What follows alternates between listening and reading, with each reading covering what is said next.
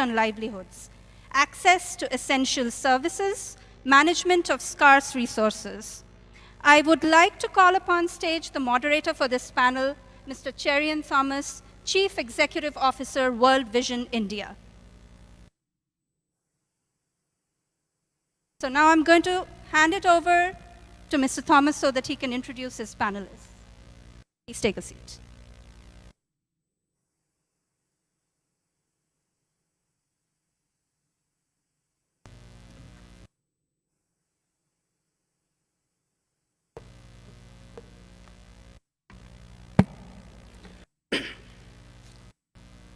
Good morning, everyone. I can understand that being the fourth day, a little bit of conference fatigue has set in, and that perhaps accounts for the fact that there are quite a few empty spaces. To just broadly come to our panel for today, I would just start by a remark. It was the best of times, it was the worst of times. The opening line of the book, A Tale of Two Cities by Charles Dickens, continues to ring very true today.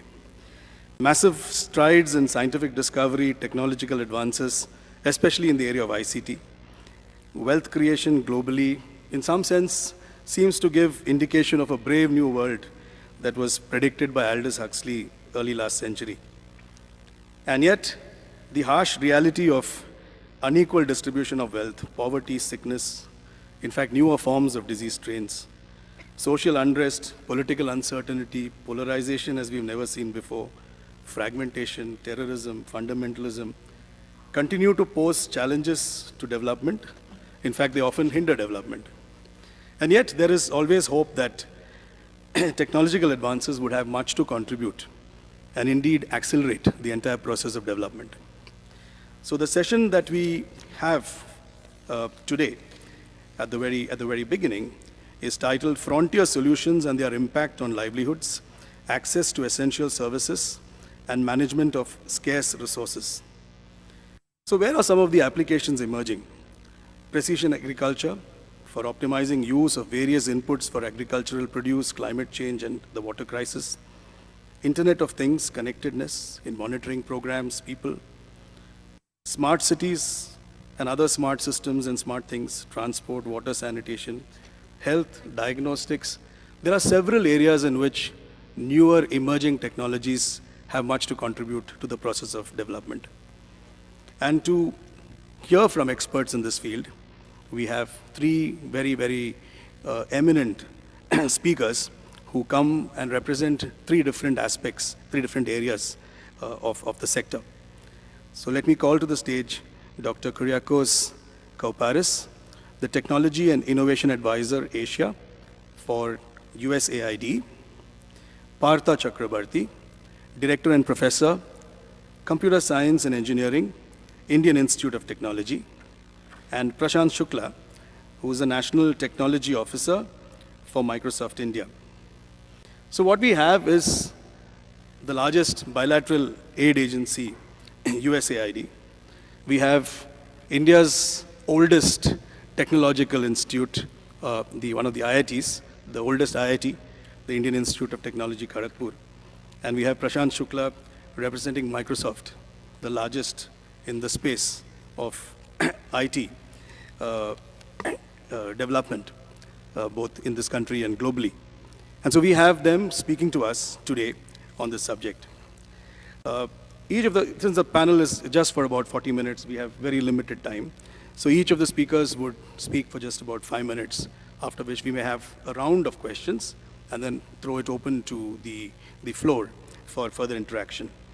The broad structure of each presentation would be picking an example or two of what each of you think is the most striking example of a cutting-edge frontier solution.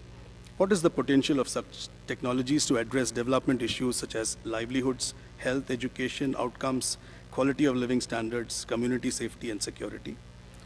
What are the necessary conditions to mature the ecosystem that would support their use in a manner that is sustainable, so that accessibility, affordability, cost recovery, scale, and also regulation could be done in a very systematic and wholesome manner? And thirdly, how can the development community influence the evolution of such an ecosystem in the present development context. So we will start with Dr. Koparis, who will initially begin with his set of opening remarks. Good morning, everyone. Thank you, Cherian, for the introduction, and thank you to the organizers for the invitation to speak today. I want to spend the next 5 minutes talking about artificial intelligence and its potential to address some of the world's most pressing challenges. I won't speak of specific examples of AI applications, but more broadly about the field in general. While the field has been around for over 65 years, we now hear about AI almost every day. And without a doubt, it will have an impact both on our personal lives, but also on the work that we all do in international development. Just to be clear and to set some definitions aside, I'm using AI or artificial intelligence as a catch-all term for a group of technologies that many of you work on, including machine learning, neural networks, natural language processing, and image recognition. We have seen several examples of AI applications in this conference alone. We heard from Microsoft and how they're using AI to decrease school dropout rates here in India. We also heard of an AI use case where they're using this tool to help farmers recognize disease that may affect their crops. And there are many, many, many other applications that are either currently being considered and ones that I haven't imagined myself yet. I also suspect that this topic will feature a lot more prominently with each coming year of this conference as more applications begin to roll out and more capabilities are being developed. Not surprisingly, AI is also starting to appear in USAID-supported projects. For example, there's a research project underway with Dimagi and the Mount Sinai Medical School where they're using big data and machine learning to predict a Zika disease hotspot. So they're trying to anticipate where the next outbreak will be before it gets out of hand. And you can imagine that this work could be extended to other disease outbreaks as well. In another project, researchers at Stanford have combined satellite imagery and machine learning to more accurately predict where poverty exists. And this is really important, especially for a donor agency like USAID, because this helps us more accurately direct assistance where it's needed the most. These are just a few examples of the many AI applications that are currently on the market and that are starting to trickle into the international development sector. I'm also really excited to hear from the speaker that's following the panel, Neil Sahoda from IBM, who will be talking about cognitive computing, and we'll probably talk about this topic in a bit more depth. While the benefits are many to list, there are also a few potential issues that I would like us as a community to think about. First is the issue of data availability. The power of AI, as we all know, derives from the availability of data used to train the AI algorithms. In many of the countries in which we work, limited data availability limits the potential applications of AI. Therefore, we run the risk that this new digital revolution, if you will, may bypass data-poor communities, potentially driving another wedge in the existing digital divide. Or maybe worse, we risk deploying AI tools that have been trained on data that is not representative of the communities in which these tools are being deployed. The second and related issue is the issue of bias. AI systems depend on the data they are given and may reflect back the biases captured in the data. This can be both gender bias as well as racial bias, and we've seen examples of this happening already. Third is the issue of possible labor disruptions, and this has received a lot of attention in the media as of late. AI and automation are predicted to disproportionately impact low-skilled jobs first. Are we as a community anticipating and preparing for the impact that this may have in all the countries in which we work? I don't want to be too pessimistic on this point because I think there's been a lot of negative press around this. I also think AI could present new opportunities for employment that we should be exploring as a development community. For example, AI assistants and voice-enabled interfaces will make computers a lot easier to use for people who never learned how to type or read, therefore providing them with employment opportunities that they may not have had access to previously. And that's just one example where there's a positive spin on what AI may bring about in terms of labor markets. And finally, I think this is also particularly pertinent, there's the issue of altering the public discourse through online channels. AI tools like social media bots can be used to manipulate public opinion by either augmenting or repressing political content in various forms. And I think we've seen this happening lately. And this is something we should definitely all be concerned about, especially in countries where civil society and free speech may already be restricted. So the potential of AI is immense, and despite these challenges, I think we should come together as a sector to address these issues collectively. To begin with, I think the principles of digital development, which many of you are already familiar with, provides a good framework to begin to address some of these issues. For example, Principle 8 on data privacy and security is particularly important given the reliance of AI systems on big data sets. Furthermore, as far as I can tell, we lack a rigorous practice for assessing and understanding the socioeconomic impacts of AI systems. Therefore, I think we should invest effort and resources to support research into developing methods for assessing and evaluating the impacts of AI systems before they are deployed. So this research could act as an early warning system of sorts. Overall, I think we need to make a concerted effort to ensure that accountability and transparency are built in AI tools. Just like with any other digital tool that we have at our disposal, we should responsibly use and deploy AI-enabled systems. However, I think we should all bear in mind the many issues that I outlined above. These are just a few of my thoughts on this very exciting topic. I think many of us are still trying to grapple with the implications that AI will bring about both in our personal lives and in our professional work. And I would love to chat more about this topic with many of you during the break. Thank you for your time and your attention. Yeah. Thank you so much, Kyriakos, for that very, very wide-ranging, even if short, exposition on artificial intelligence and what it can do to aid the entire process of development. What are the challenges and what are the issues that we need to clearly look out for? We'll now hear from Partha Chakravarti on his views on how ICT futuristic technologies can be used for development. Good morning, everybody. I would first like to thank the organizers for inviting me to this very exciting conference. I am a professor of computer science. For the last 30 years, I have been working in AI, machine learning, reasoning, and automated deduction, search optimization. And I thought that everybody will talk on this topic, so I decided not to talk on it. I will take you through a couple of journeys of people.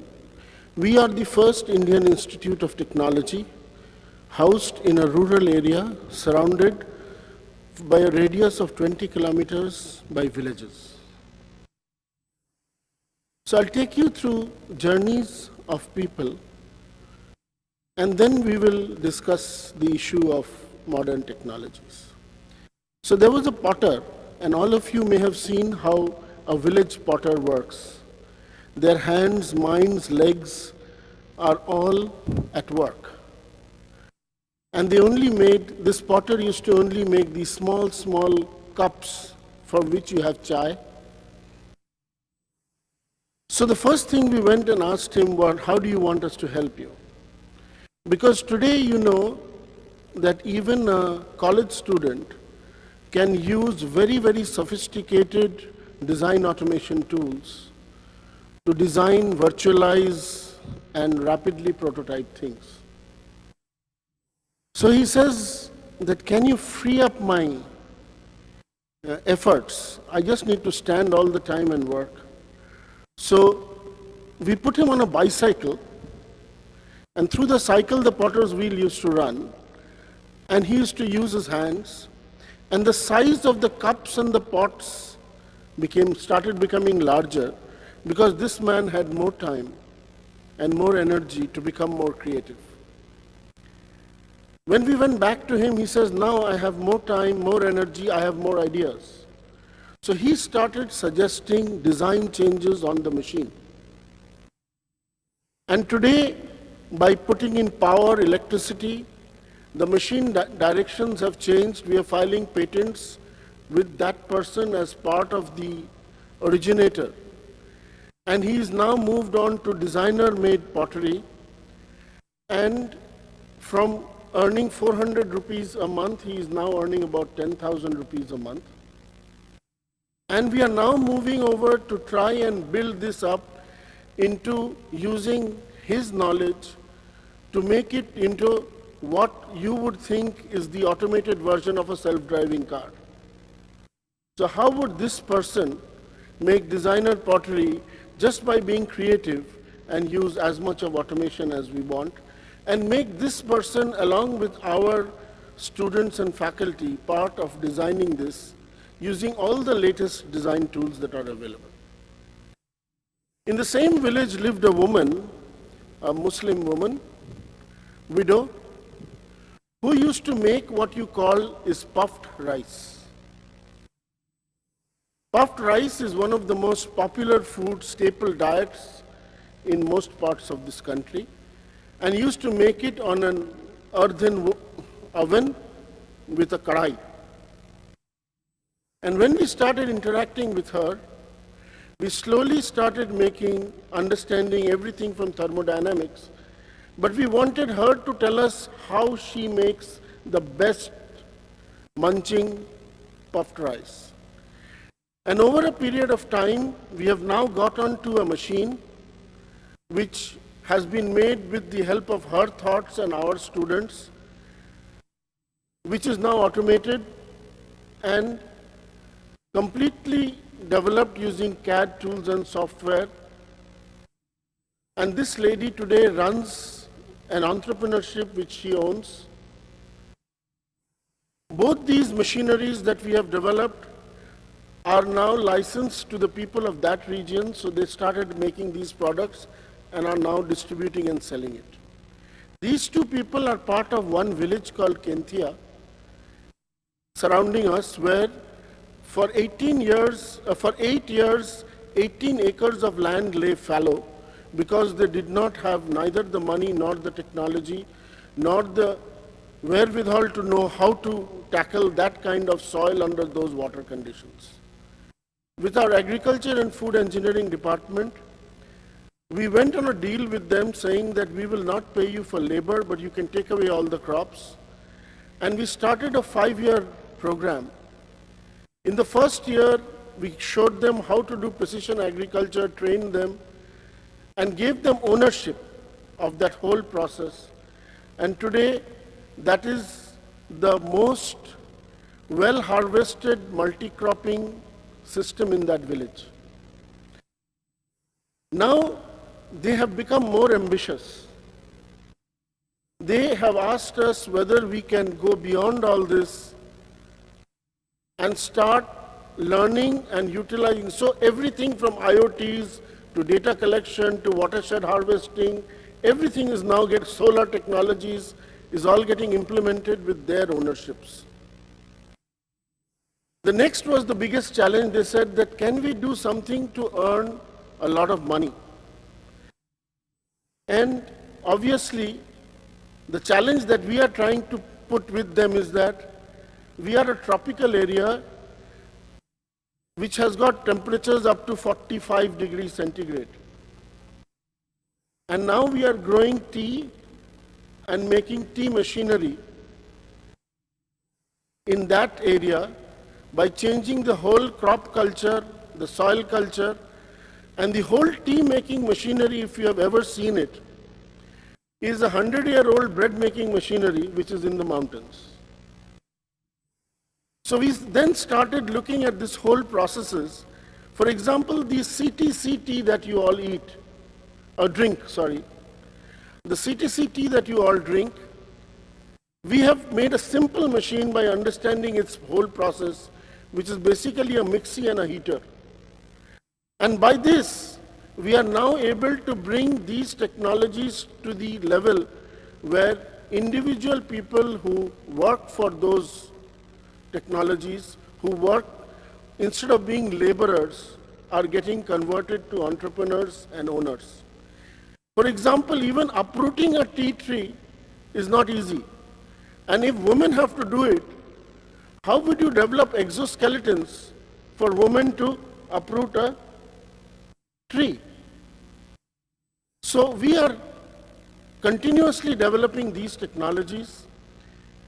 AI, automation is inbuilt in all this. Firstly, it is part of the latest design tools that you have for rapid prototyping, but you have to make it cost effective. Secondly, we are building in lots of sensors to make it all energy, water efficient.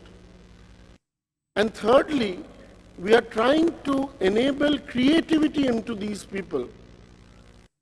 And finally, what we are doing is, we are going to file intellectual property, geographical indicator rights for these communities and enable them to develop these technologies, become empowered with it, and go ahead.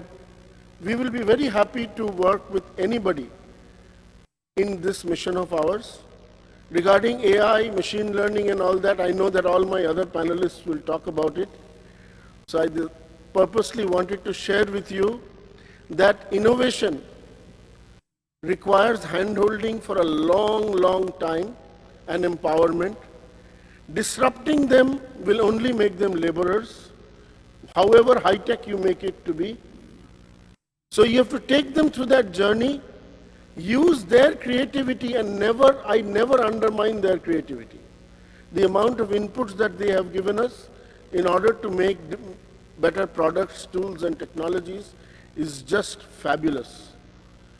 So with this, I will stop for the moment, and I'll be happy to take any further questions. Thank you, Dr. Chakrabarty. We'll now hear from Prashant. I think you have a video. I do have a slide, so if that can be played, that'd be great.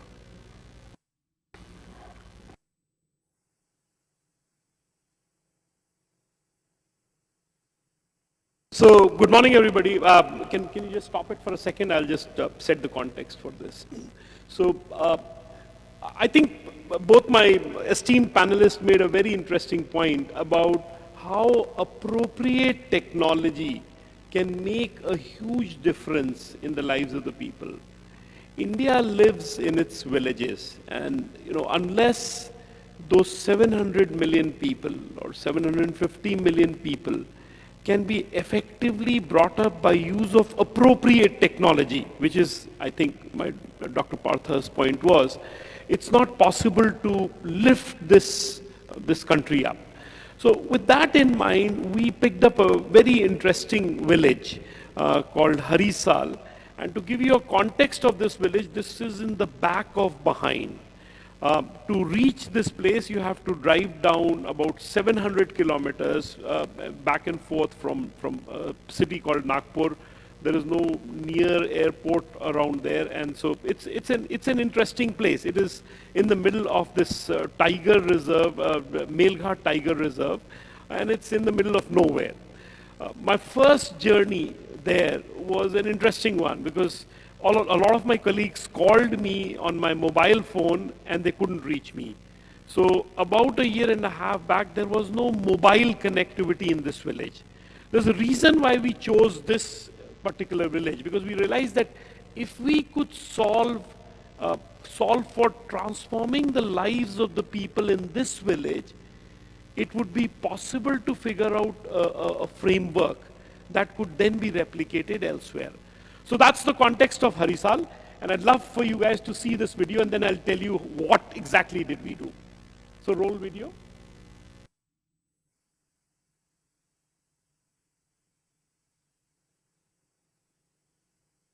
Do they have sound or?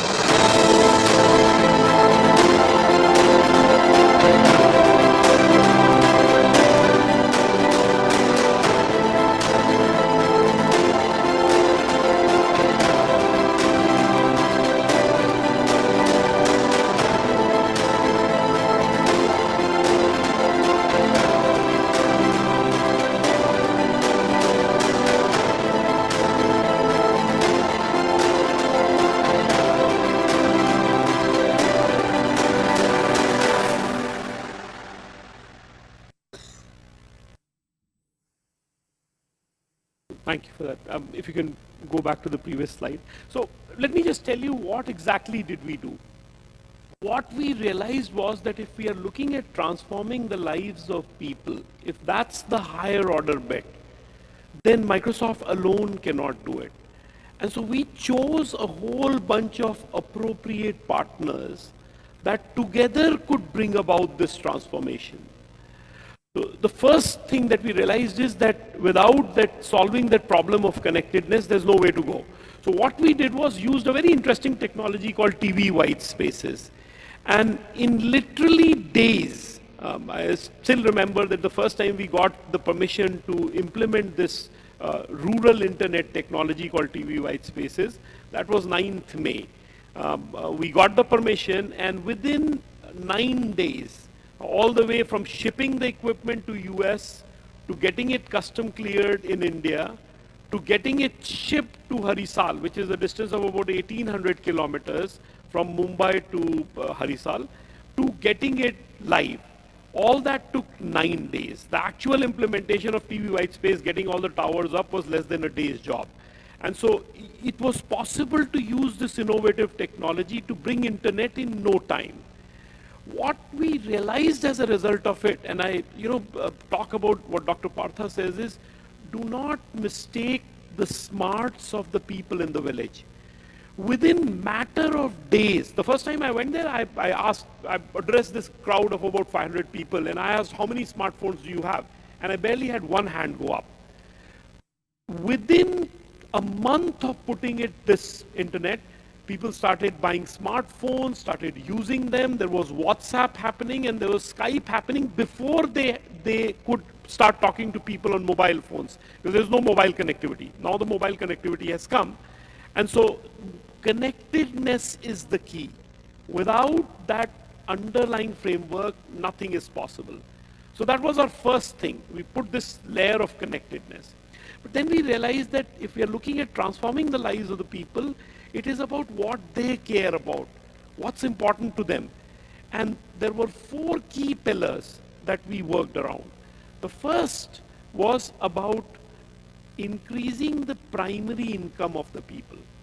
You have to give them more money to have more dispensable wealth or dispensable income that they could make their own decisions with.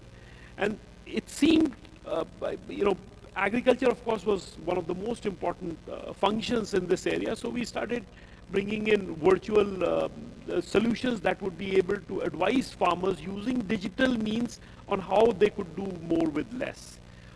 And so that was the first part of it. But the second part, to Dr. Partha's point, was about skilling them in appropriate areas. And so we contracted a partner who had excellent experience in delivering skilling services on the other side.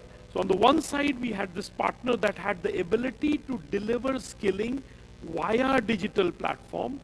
And on the other side, we created a digital classroom along with the help of our partners. In this case, it was Hewlett-Packard. So created this digital classroom that could be the consumption point of all this information. Appropriate skilling in areas that mattered.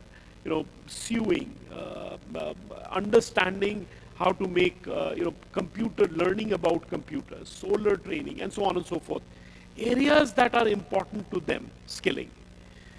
The second attempt was looking at their health.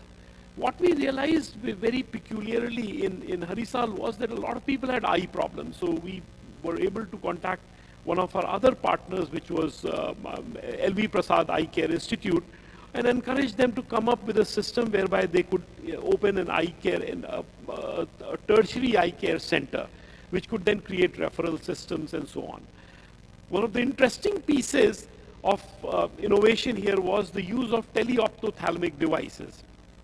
The idea was that a poor villager in this community could now get his eyes examined using the benefits of internet in Hyderabad.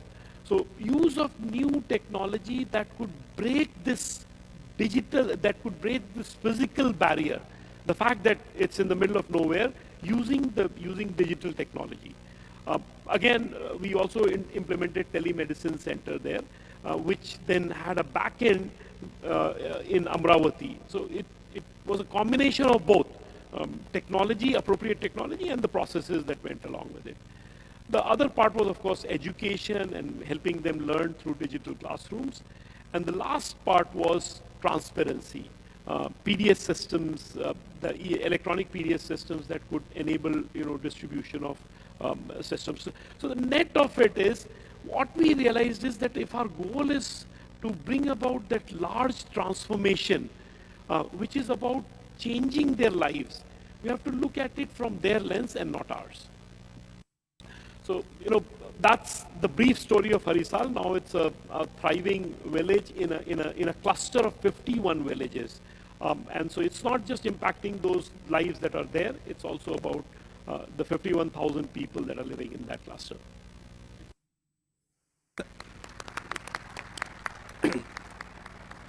Thank you so much, Prashant, and thank you for the examples that both of you shared, which are very grounded in reality, in the real situation that we face in our villages. I'd initially planned to have a few follow-up questions to you, but I'll just keep that for the end. I think because we're running out of time, we have time to engage with the audience. Maybe we'll have to begin with 2 questions, which can be posed to either of the panelists, to any of the panelists.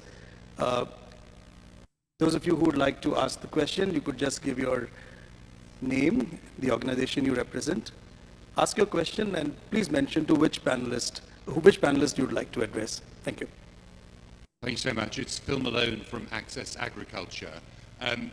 The 2 gentlemen who have just spoken about the real-life examples in the village, tell me how important the local languages were for you to interact with those villages and make your learning and sharing experience effective. So I think both of you can take turns to answer that. The local languages are absolutely essential for you to interact with them. So the key professor who, this is a place where people speak a dialect of Bangla or Bengali, and the local professor was a Hindi-speaking person, but he told me that he interacts only in Bengali with them. So the local language is extremely important, but in those areas people speak dual languages, so they know at least 2 languages, which makes it easier for them to work. Prashant? Yeah, I think that's a very good point. But I also tell you that people will break language barriers if they find gold at the end of it. They will learn new things. So yes, it's absolutely important to have that local language connect, but what you are offering has to be so valuable that they will come through beyond languages also. Just one more question. So I think this gentleman here, the second table. Yeah.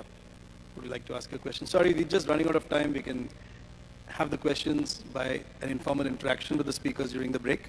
Yeah, thank you very much. I have one question to Prashant. I think it's a great work. I think you talked about Village Harisal. It's a successful, program or pilot you have executed. Is this being actually adopted by government of Maharashtra or the national government, and are we really trying to roll out? Yeah, I think that it's an interesting point. One of our initial goals was to not just limit ourselves to one village, but enable the impact of it and create a framework that would be replicated. And I'm happy to say that looking at the model that we have adopted and the specific execution that we have done on the field, the government of Maharashtra is looking at replicating this in 1,000 villages, and that's pretty good. But what is even better is that the Ministry of Electronics and Information Technology, as they roll out the DigiGaon scheme, which is the digital village scheme, we are inputting in our own way what we have learned there to have that broader impact in the country. And the idea is one village solving that problem here is a good thing, but you need to scale it to the entire population. So yes. No, this is wonderful, I think, impact. Thank you. Yeah. Thank you. I think in some sense he took the words from my mouth in terms of what I wanted to say in my closing remarks. Very clearly, it's good to sometimes see new practices emerge in the context of local need. oftentimes they remain just creative output. To become innovation, to be classified as innovation, they ultimately need to have much larger scale and impact. Only then they really get classified as innovations. Unfortunately, a lot of innovations, a lot of practices in the development sector have remained as pilots. You have one village wonders rather than affecting regions and larger clusters. So I think the challenge really is how does one make this story replicable in other places? And it's not just it's not just very formulaically possible to roll it out in every place. They have to be contextual because the development needs are different, the people are different, and I think that really would be the challenge to reach scale and impact. The second big question which emerged was, how does one choose the most appropriate technology? There was a time when we looked at appropriate technology, we were trying to actually make bullock carts more efficient to the extent where you have probably motorized bullock carts, an anachronism actually. And the challenge to make it non-disruptive, as Professor put it. So how does one make this balance? And I think this is something that's clearly important because every transformation that we seek to do is disruptive. It is going to disrupt cultural practices. It's going to disrupt the social milieu. So nevertheless, that is an important element that we need to consider. So ultimately, when we continue to use frontier technologies, frontier solutions, they have to be in a manner that is very culturally sensitive. We are sensitive to the local needs, but also remember that at the end of the day, for it to become successful, we need to reach a certain degree of scale to make the impact that it should. Thank you, and thank you all for being very patient listeners. Thank you. Thanks again to the panel for your very wonderful remarks and contributions that you made. Thank you. Thank you, everybody.